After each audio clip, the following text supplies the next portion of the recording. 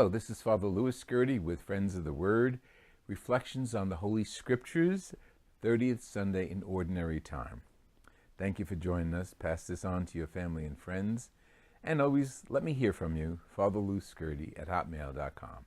Now that that's out of the way, let's talk about the Holy Scriptures. The Scriptures for Sunday of the 30th Sunday of the year are from Jeremiah, and you can consult your lectionary or your missalette. Jeremiah, Hebrews, and Mark. Okay, Jeremiah's story basically is God welcoming back his holy people and all the people during one of the exiles. We don't know if this was the 7th century or 5th century exile, but the reading depicts the Lord calling back the people of Israel. And he mentions the remnant, which is very interesting because the remnant means those who were the faithful ones, the small group, the remnant. You know, like my mother used to sew, and she had remnants left over. She would make something else from the remnants, which are little pieces. But the scriptures refer to the remnants of God's people. Those who really heard his voice and were faithful to him, and he was welcoming them, saying basically, after all, hey, I'm their father, I'm their Lord, I want welcome back home. Okay, and the Holy Scriptures continue with the psalm, the Lord has been gracious, and he has done gracious things for us, we're filled with joy. Okay, so that's the impression people of Israel were having, because the Psalms were written well after the Scriptures of Jeremiah, how joyful the people of Israel must have felt coming home. Now, put the people of Israel aside for a second and identify with them, how welcoming we are. Okay, one, God welcoming us always to his holy church. Two, how welcoming are we to other people who come in? And do we really welcome them with joy? And I have to say, honestly, sometimes you're in church, you hear a psalm like that. It's a beautiful psalm. It's the Lord has done great things for us. We're filled with joy. And it goes on and on. And you want to say, Ma dove la gioia? Where is the joy? In the singing, sometimes it hampers us, our spirits. The enthusiasm of the celebration sometimes is just not what it should be. But that's up to you and to me. You are the people of God. Voice your 2 cents. Voice it to the pastor, the music ministers, everybody. Let your voice be heard. Because when we're singing something about joy, we should sing it joyously. Okay. Now, of course, you know this is a reflection on the scripture. So that means I attended Mass today, and that's why my observation comes from my attending Mass. Beautiful celebration, but a little more joy is needed in our celebration. Maybe that's up to the music ministers, but that's neither here nor there right now. Of course, letter of Hebrews, we've been hearing few selections of Hebrews. The letter of Hebrews is a great letter because it puts us in perspective and in connection with Christ as the New Testament high priest and the standard behavior of the Old Testament high priest. The letter of Hebrews balances that. And of course, Jesus did all the things the high priest did. The only thing is, he didn't offer a lamb. He offered himself. The blood he sprinkled was his own blood. And of course, he was himself an unblemished priest. Just like priests make reconciliation for themselves and for the people of Israel in the Old Testament, Jesus makes reconciliation through his life. And of course, he is going into the Holy of Holies, heaven, unblemished, without sin. And of course, because of that, we are filled with joy again, and we are called to follow him. Okay, now let's go to the Gospel. Gospel of Mark.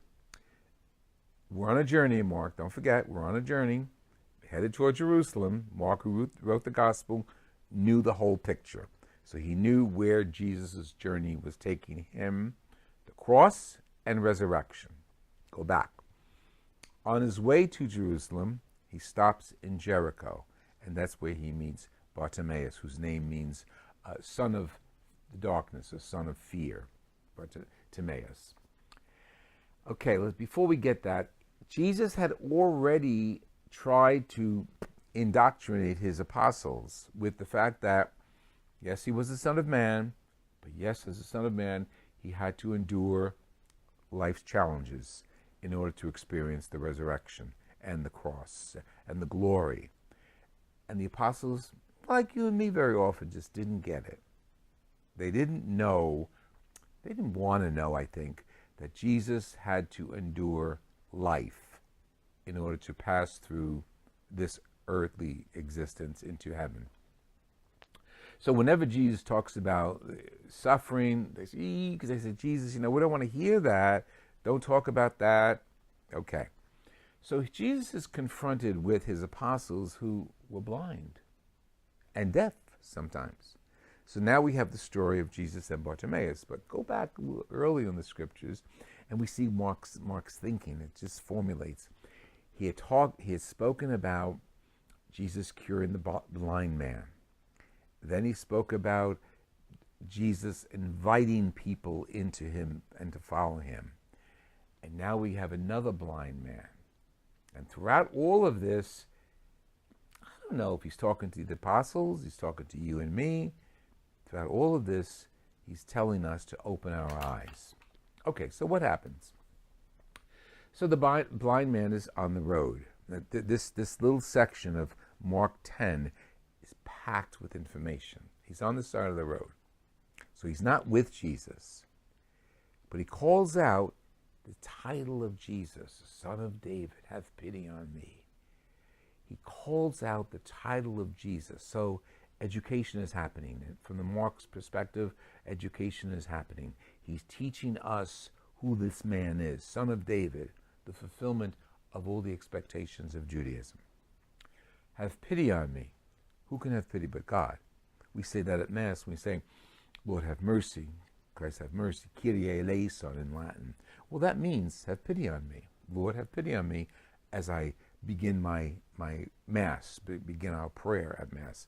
That's why we say, Lord, have mercy.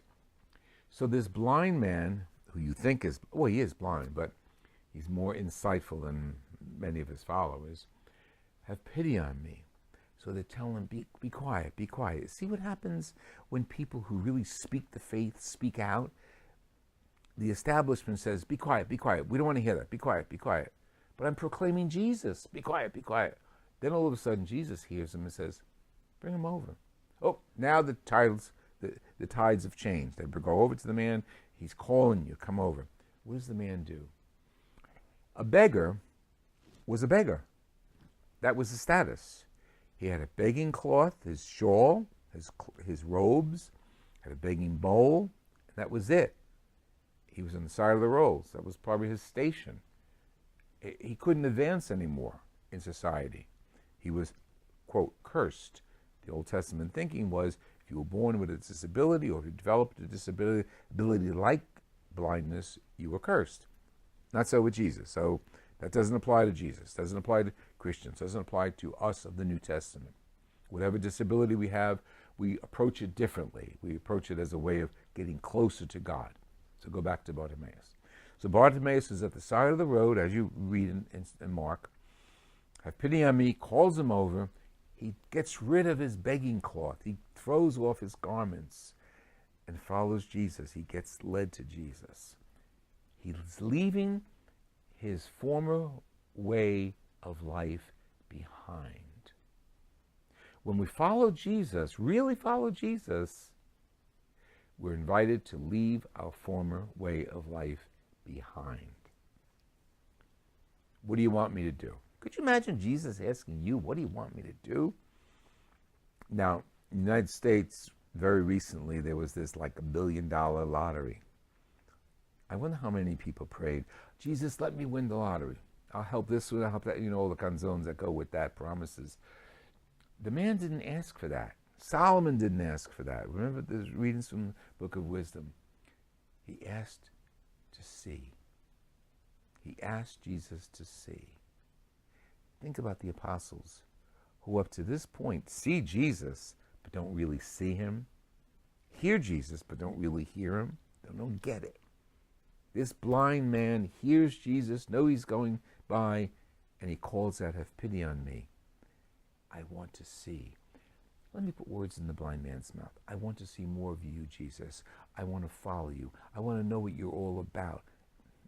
Okay, folks, that's us. We're the blind people speaking to Jesus. And I don't care how much faith we have, we can go for more. Because we need to see Jesus in our lives. Okay, so Jesus says to him, that's what it says to us, and it's a kick in the head, isn't it? Your faith has saved you. Your faith has saved you. Jesus says that to all of us. Your faith has saved you. And your faith gives you the ability to see me, follow me, and so we follow Jesus. But not only that, besides throwing off his clothes and standing up, Jesus says, go your way. He doesn't go his way. He follows Jesus. He follows Jesus. He has insight. He has faith. He has the ability to see. And he follows Jesus. That's his choice. Now, go back to Mark. Where's he following Jesus to? The cross. He's following Jesus to Jerusalem. So we who are believers, we say we follow Jesus. We've got to expect life with all of its ups and downs in order to follow Jesus with faith. So the downs mean things that don't go our way. Death, sickness, illness, unemployment. But with faith in following Jesus, we get through it. We go through the cross and we experience the resurrection. I can't believe how often that message comes to all of us, but we are blind to seeing it and hearing it. That if we have faith and we follow Jesus, it's not going to be an easy road. As the blind man found out, this guy just cured me. I'm following him. He's going to follow him to Jerusalem and see him nailed on the cross. But this blind man, I wonder if Mark really knew him later on. Well, something you can guess. This blind man put his faith in Jesus and followed him. And Mark knew what he was saying by following Jesus. He didn't say, thank Jesus, now I can go get a job and go on my way. No, he followed Jesus. And that's what we're asked to do, follow Jesus. Your will be done, we pray in the Lord's Prayer. Follow Jesus. Let's make it a little more specific. Seeing Jesus. Seeing Jesus in the poor. Seeing Jesus in those who need us. Seeing Jesus when we have the opportunity to offer sympathy, when we have the opportunity to bring a casserole or food to someone, when we have the opportunity to see beyond la figura, what's out there, and see the need in our brothers and sisters. That's why Jesus came. He didn't come so we could see him alone, because he's not around. He's not around. He's in heaven, but he's available to us in our brothers and sisters. Those who are needy, those who are right with us, our families and friends. So when we accept an invitation, when we have a drink with somebody, when we have a cup of coffee, when we say, oh yeah, I'll do this, or we come visit somebody in the hospital, or we go visit somebody in the nursing home, we're visiting Jesus. So with the proper insight, we see Jesus. It's not going to look like Jesus, not going to dress like Jesus, not going to wear sandals like Jesus, but our brothers and sisters are Jesus. That's quite a challenge for us. What do you want? Jesus says to you and to me. What do you want? What do you want me to do for you? I want to see. I want to see you, Jesus, in the world around me. I want to see you through the prejudice. I want to see you through the hate. I want to see you through the massacres in temples and synagogues and in churches. I want to see you. So that means we've got to be sympathetic. We've got to be supportive. We've got to be just. We've got to fight for the rights of one another. And we got to see Jesus in the least of our brothers and sisters. We close with Mother Teresa. Mother Teresa of Calcutta loved Mother Teresa. And what did she say? She went out to the gutters and she helped the lepers in Calcutta. And she saw Jesus in the distressing disguise of the poor. You can see Jesus there, of course. But you can also we can also see Jesus in our families, our friends, and those who need us, and those who need an ear. Sometimes just to sit and chat.